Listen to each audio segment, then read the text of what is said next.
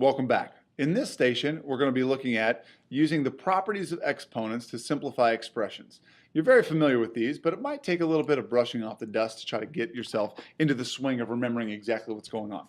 I'm going to do the top three examples. I'm going to leave the bottom three for you. The key to doing exponents is to remember that when you're multiplying, because essentially this is all just multiplying, the commutative property says we can move all of these elements around and put kind of like the terms that go together. So for example, this is 2 times a times b cubed, and then times 5 times a squared times b to the fifth.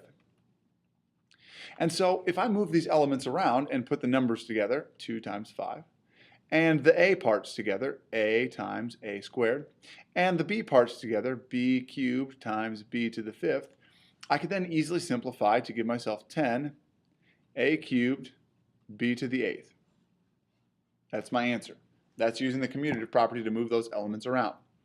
In the next one, we actually have a couple of things going on. We have a division problem here, and so we're going to be reducing exponents potentially, but really my more pressing concern is to eliminate these negative exponents. What we need to remember with negative exponents is they switch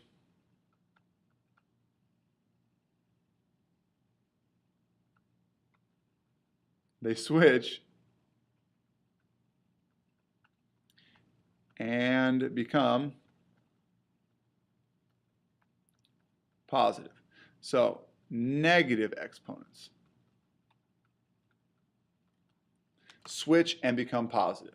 What do I mean by that? I'm going to rewrite this problem. U squared times v to the negative 2 over u to the negative 1 v cubed. Here's what happens. This exponent is negative. It goes to the bottom and becomes v squared. This u to the negative 1 goes to the top. It switches and becomes u to the first. So what does that mean? Let's simplify. On top, u squared stays.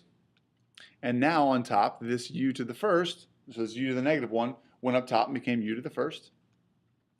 And here I've got v to the negative 2 going to the bottom and becoming v squared. And I still have v to the third power. When I simplify, I've got u cubed over v to the fifth. So I have negative exponents eliminated, which is one of the properties of simplification. I have to rewrite with no negative exponents.